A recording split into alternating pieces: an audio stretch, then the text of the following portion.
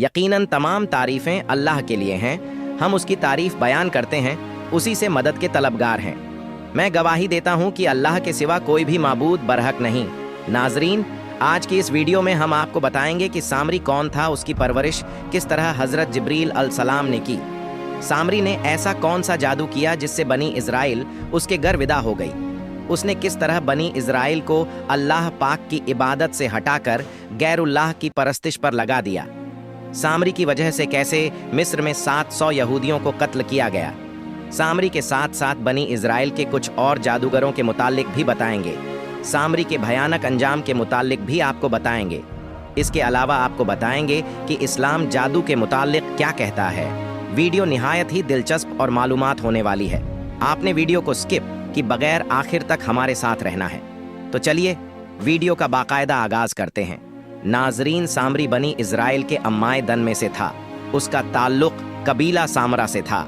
यह मूसा अलैहिस्सलाम की कौम का जादूगर, जिसने कौम को बछड़े की पूजा करने पर लगा दिया था। इसने खुदा की दुश्मनी इख्तियार की और मुनाफकत के रास्ते पर संगीत गामजीन बार इस्तेमाल हुआ है। नाजरीन, यहाँ आपको सामरी की पैदाइश के मुतालिक बताते चले। यह 1520 कबले मसीह की बात है।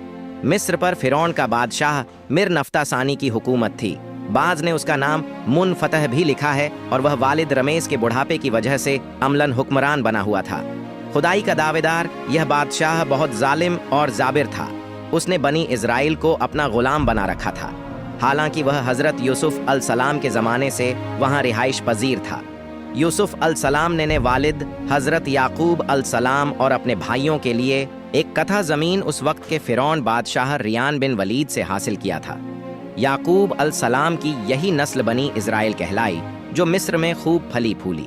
ये लोग याकूब अलैहिस्सलाम के दीन के पैरोकार थे। चुनांचे उस वक्त अल्लाह के नज़दीक यह सबसे बेहतर जमात थी। उन्होंने फिरौन को सजदा करने और उसे अपना रब मानने से इनकार कर दिया था।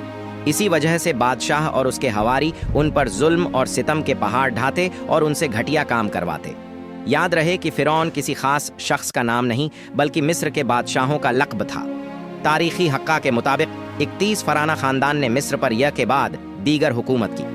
सबसे आखिरी ख़ानदान ने 332 कबले मसीह में सिकंदर आज़म के हाथों शिकस्त खाई। हज़रत इब्ने अब्बास रजी अल्लाह अन्हो और हज़रत इब्ने मसूद रजी अल्लाह अन्हो से मर्ब है कि फिरौन ने ख्वाब में देखा कि गोया एक आग बैतुल मक़द की तरफ से चली आ रही है और उसने मिस्र के घरों और तमाम किब्दियों यानी बनी इस्राइल के मुखालिफ फिरौन हों के गुरूह को जला डाला, लेकिन बनी इस्राइल को आज तक ना आई।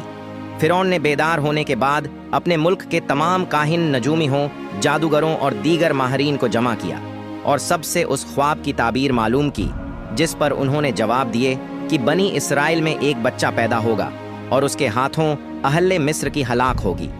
इब्ने कसीर नेज़ बनी इस्राइल के यहाँ भी शुरू ही से यह बात मशहूर थी कि उन्हीं में से एक बच्चा पैदा होगा जो बड़ा होकर फिरौन का तख्ता उलटेगा और बनी इस्राइल के पास मिस्र की बागडोर आएगी।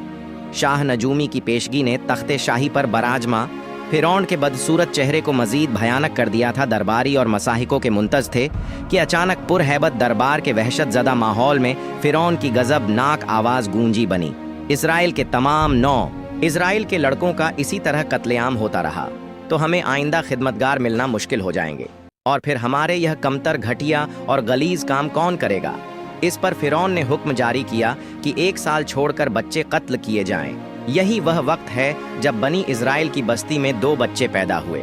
उनमें से एक की माँ ने अल्लाह के हुक्म पर अपने लखते जिगर को एक टोकरी में लिटा कर दरिया की मौजों के हवाले कर दिया और यूं वह बच्चा फिरौन के महल के अंदर पहुंच गया।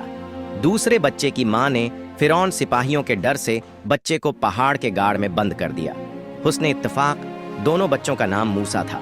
फिरौन के महल में पहुंचने वाला बच्चा मूसा बिन इमरान अलैहिस्सलाम थे, जिनकी परवरिश महल के आलीशान माहौल में फिरौन के हाथ हुई, जबकि दूसरे बच्चे का नाम मूसा बिन जफर था। पहाड़ के बंद गाड़ में उसकी परवरिश हज़रत जिब्रील अमीन अलैहिस्सलाम ने की।